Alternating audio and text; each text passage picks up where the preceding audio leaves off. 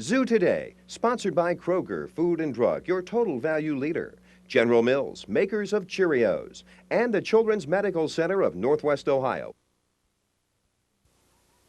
Hi, I'm Star. And I'm Emily. And we're on our way to one of the most fun and interesting places in Toledo. And if you've ever been here before, you know that the fun starts just going through this tunnel.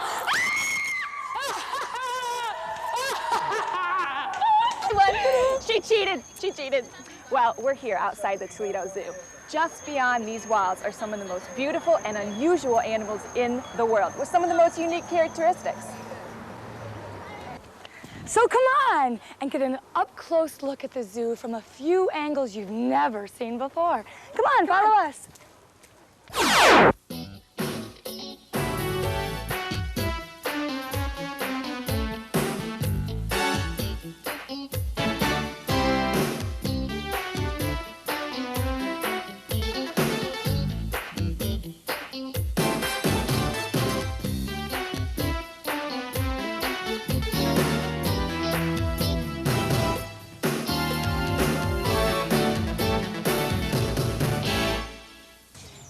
What's the closest you've ever been to a big reptile? I owned a pair of lizards once, but they got loose in the house, so my mom made me get rid of them. Ah, just because they got loose? Well, they kind of got loose in her bed. Ooh, I see. Yeah. Well, your mom's bed is definitely not the place for some of the animals we're going to see today. These are some of the biggest and scariest reptiles in the planet. You mean crocodiles? Crocodiles. Now we're here behind the scenes of the African Savannah Crocodilian exhibit. And the mother is right up here, so we have to be a little bit more quiet, right? Yes, we don't want to disturb her. Now, Sharon, if you look over here, this is her nest. Now, how big would you say that is? Well, it's about 6 or 7 feet across, and it's about 2 feet high at the highest. And it's just total solid dirt? Well, we gave her a whole bunch of things to go ahead and make her nest with. We gave her some dirt, we gave her some sand, we gave her some mulch, and we even gave her some hay. And then when the groundspeople cleaned up some of the stuff outside in the spring, we took a bunch of leaves and put it in here also. How long did it take her to build this? It's pretty remarkable. We came in one day and nothing had happened, and we came in the next day and the nest was completely dug up and formed, and there were eggs in it. Do you know how many eggs are in there right now? There's only 4 eggs in the nest right now. We pulled the rest of them, the rest of the 18, and we put them in incubators in the reptile house so we could determine what sex the babies are. Is it true that you can control the sex of the crocodile by the way the temperature is in the nest? Yes, that's very interesting about some reptiles and all crocodiles and alligators.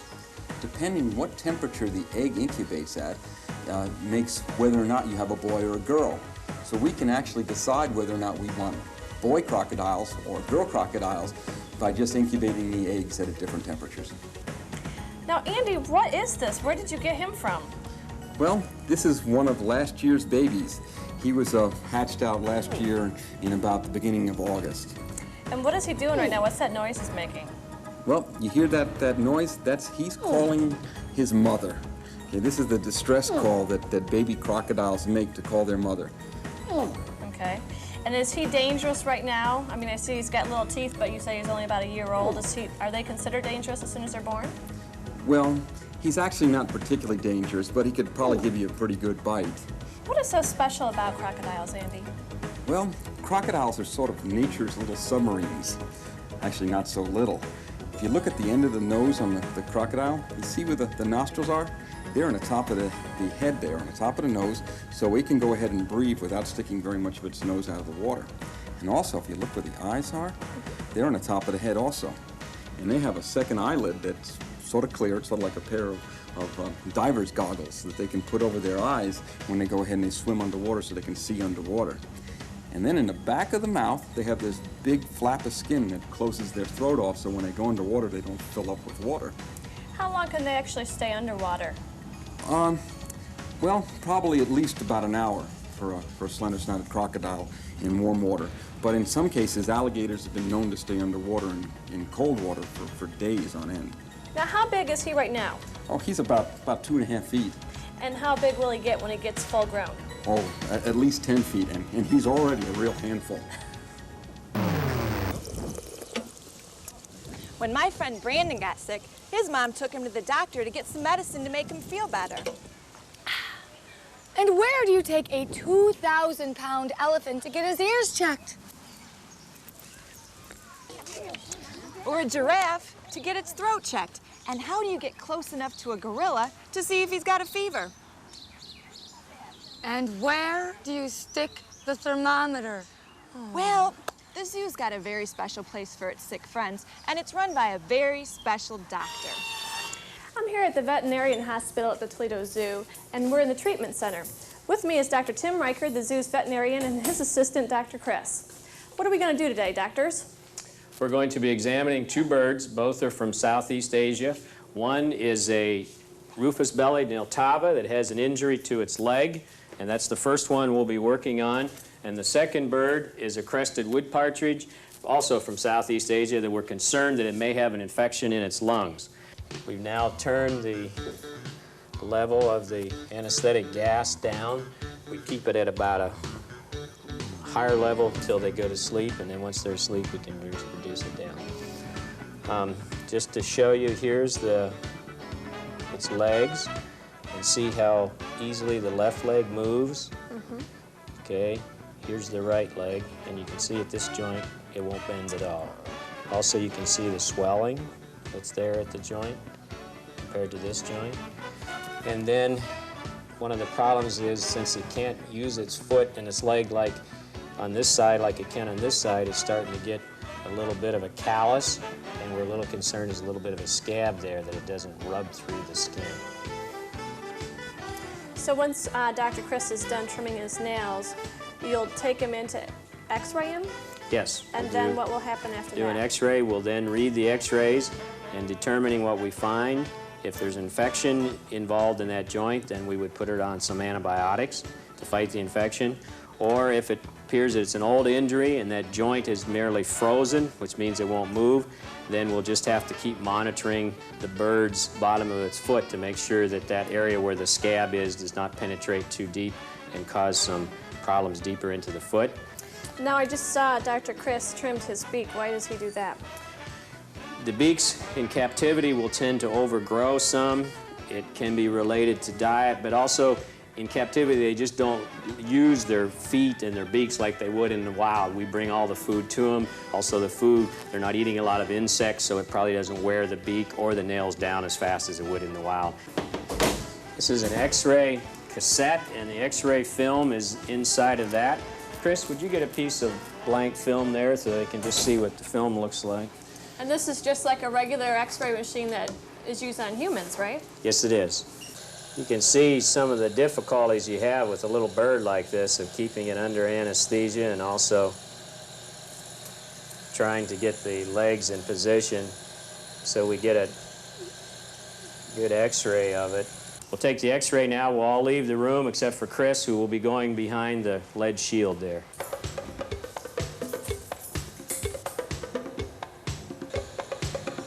Okay, here again is the bird. Here's its head, its neck.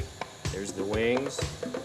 There's the lungs, the black area. Here's where all the intestines are. Here's its back, its legs.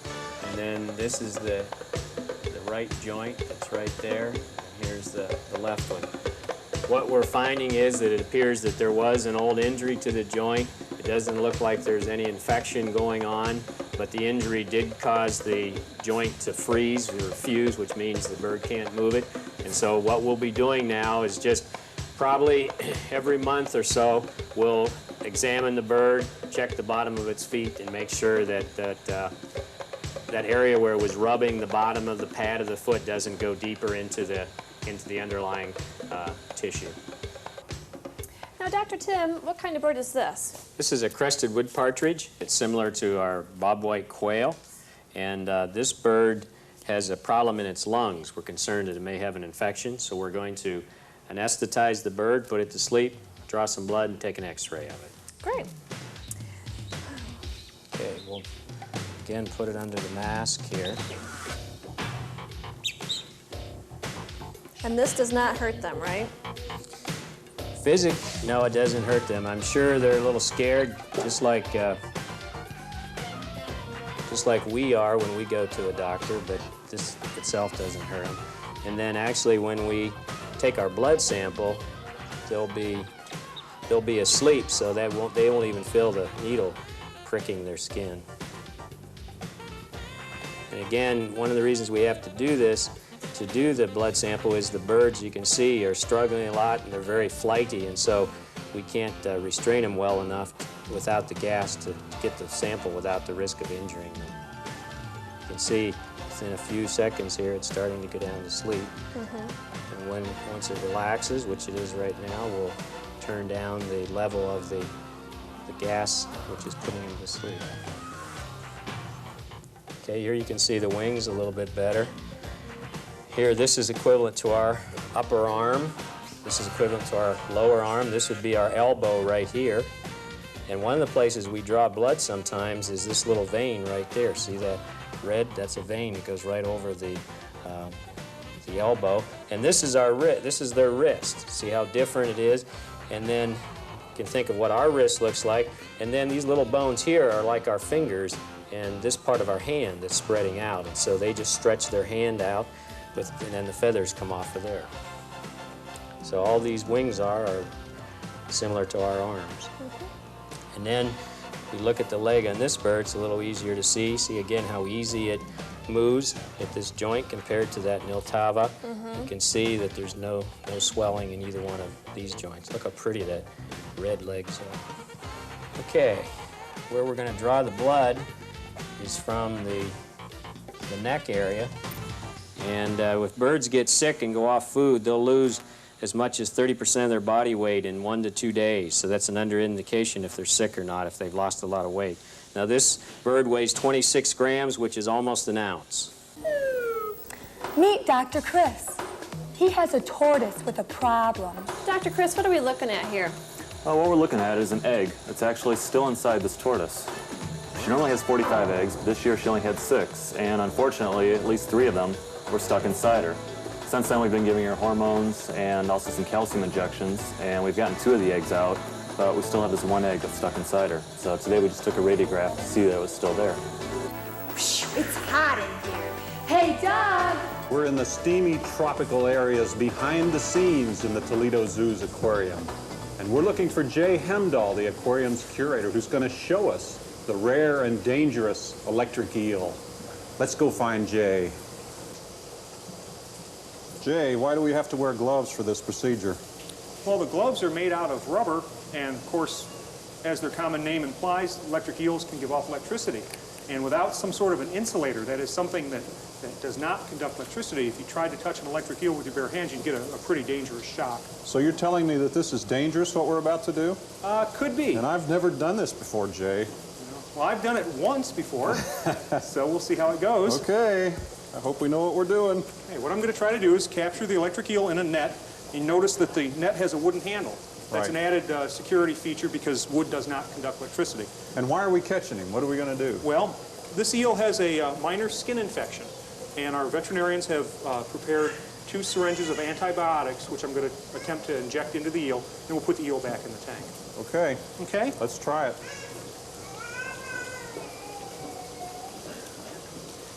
This eel's about 2 feet long, and it weighs about 2.5 pounds. Now, eels have an interesting fin underneath their body that allows them to swim both backwards and forwards. There it is.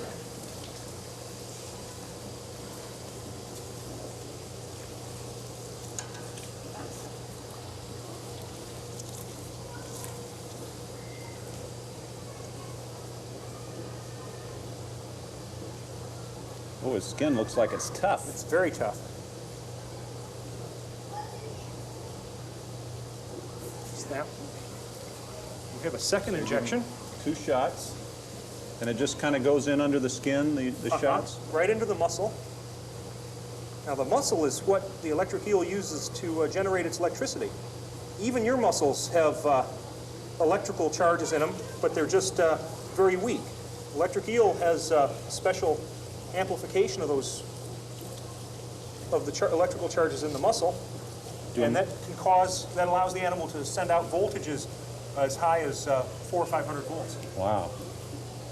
Can he do that anytime he wants to?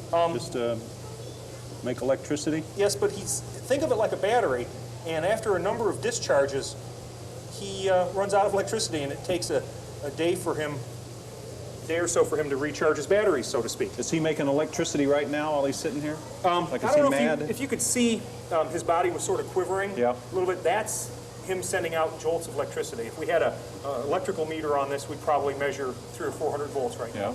Yeah, wow. And so let's put him back in the tank.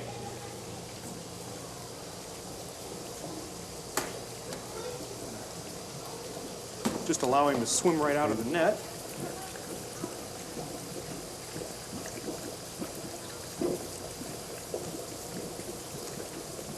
And there he is. There he goes, swimming around.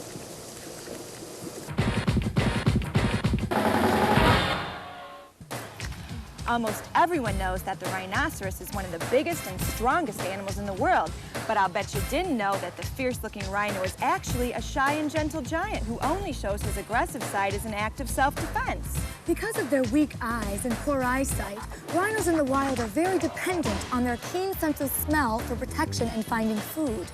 Despite weighing in at a solid 6,000 pounds, a mature rhino is quick and agile and can run for a short distance faster than Carl Lewis. And although the rhino is armed with an intimidating-looking horn, I'll bet you didn't know that this built-in bayonet is actually a tuft of matted hair that grows and stiffens as the rhino grows. Unfortunately, because the rhino's horn is prized by poachers, so many have been killed that they are on the endangered species list. You may have heard something, but I'll bet you didn't know. Boy, the zoo's a nice place to visit in warm weather. People and animals, fun and excitement, oh, the sun, and ice cream, yum! Yeah, but some pretty neat things happen here in the winter, too. Winter? Yeah. Whoa. We're at the Kingdom of the Apes exhibit here at the Toledo Zoo. There's a lot of snow on the ground today, so we won't be seeing any gorillas out in Gorilla Meadow. But before we go inside, we have to put on these special masks. When we get in there, I'll show you why.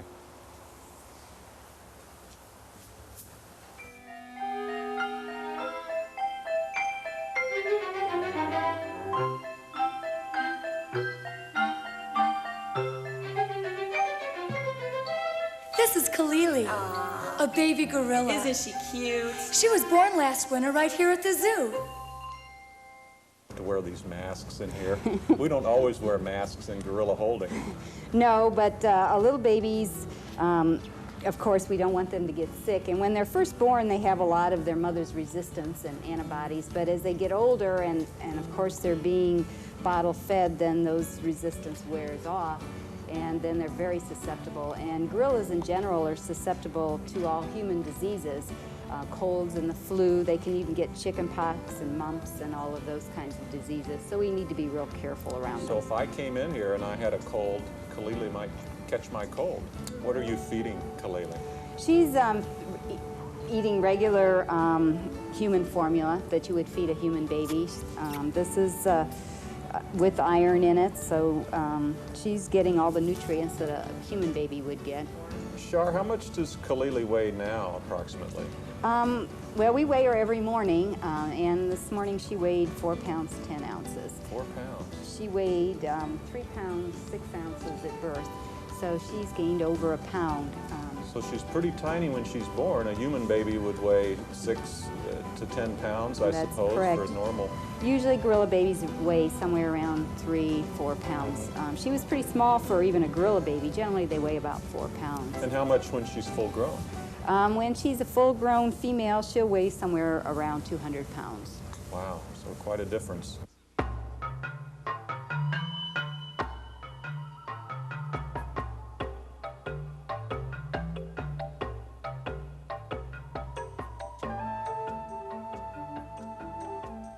Well, it's 5 months later. Already? And we're back in the gorilla holding area. I love this place. Kalili is bigger. Look at her, there she is. cutie. Hi, baby. How old is Kalele? She's about 5 months old now, and we're trying hard to get her to become as much of a gorilla as we can.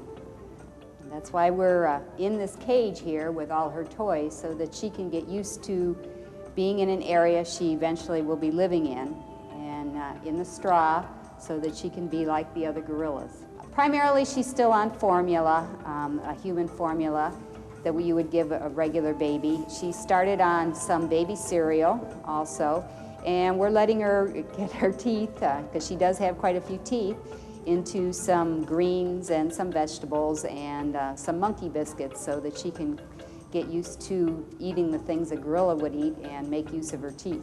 Does she ever try to bite you? Yes, she's been better at it lately. She went through quite a spell where she tried to bite the keepers and the volunteers that work with her, and we've had to tell her no and kind of try to dissuade her from biting us, and she's getting better at it. She bites other things now. And I see she's wearing a diaper. Yes, gorillas naturally don't wear diapers, but it makes it much easier on us for cleaning up to have her wear a diaper just like a normal baby would.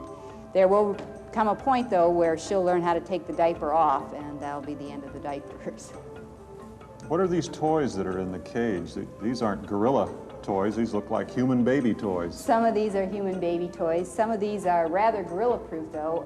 This milk crate we have been able to put in with gorillas and some of the buckets, but some of the rest of these are human toys that we put in. We try to put in things that she can chew on or throw around and that don't have a lot of breakable parts on it that we have to worry about.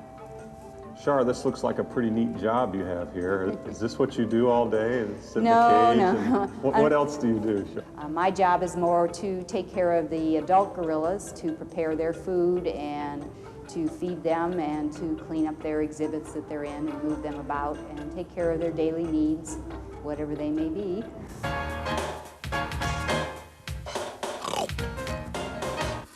Come and get it. Cold rats.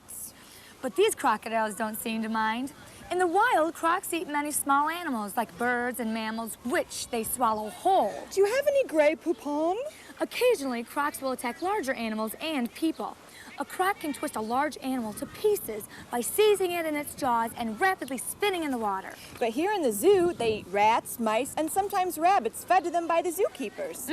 Cold cuts. The keeper carefully throws the tasty tidbits from a safe distance, because crocs can jump 4 to 5 feet high. Maybe someday you'll get to see them feeding the crocs, but you gotta look fast because they only feed the crocs once a week. They eat 1 rabbit and 6 rats per week. The babies eat 5 days a week. They get 6 crickets, earthworms, baby mice, and fish. Adult crocodiles eat fish in the wild, but they don't eat these fish in their exhibit. Probably because they've learned to wait for the good stuff. Yeah. No, this is not the giantest snake in the world exhibit at the Toledo Zoo. This is a water hose. It's leading to where the rhinoceroses and giraffes live. They live here in the Plains Antelope exhibit, in the African savanna. Normally, it looks like this. Yeah, normally there'll be rhinos here, plodding along, catching some rays, wallowing in the glorious mud. Yeah, I said mud. But today, where are the rhinos? And why the water hose? Well, here's a guy who can tell us what's up in Rhino Town. It's Mike Dilley, senior keeper of all the mammals at the zoo. Mike, what's up? Well, what I'm trying to do is keep the drain clear here. There is a drain in here. And then open the covering so we can flush everything out. Once a year, we try and drain this pool, and all the stuff that's left has to get picked out, flushed out. So that's it. It's cleaning day at the Plains Antelope exhibit in the African savanna. Sure looks gloppy. I hate to think just what it is they're cleaning down there. Sand, a lot of it's sand kicked in from the rhinos, feces, leaves from the trees. We have our maintenance department drain the pool. It takes about an overnight to drain it. And we have to hose what we can down. We have a small tractor that we bring in here, and we haul the stuff out to a dumpster and haul it away. Looks worse than it really is.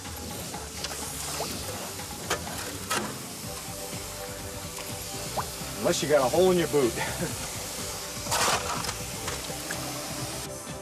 The smell is, well, it's awful. but I bet Mike thinks he has the funnest job in the world.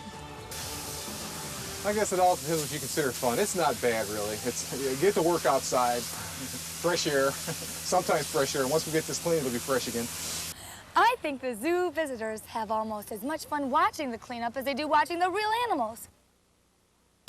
Hey kids, if you're like Emily and me, you have lots of questions about the animals and things at the Toledo Zoo. Well, now you can have those questions answered on the air. Just send us a postcard with your question and address it to Zoo Today, Cool Critter Questions, P.O. Box 4010, Toledo, Ohio 43609. We'll choose one question each week and have it answered by an authority at the zoo. So send your questions today. Yeah, drop us a line. I love big animals. The bigger, the better. The gorillas, the giraffes, the bears. I love them because everything they do is big. They eat big, they grow big, they play big, Hey, what's this? It's a pooper scooper because everything they do is big and it's got to go somewhere. Bye, Emily. Huh? See ya. Hey, Star, Bye. wait. I don't want Bye. this. What do I do with it? Star, Oh, you can you help me? You know, I don't. You can figure it out. We'll share. Yeah, we'll do some sharing. You know, this whole zoo experience. Not today, Emily. We'll compromise. Maybe you some can other time. hold the little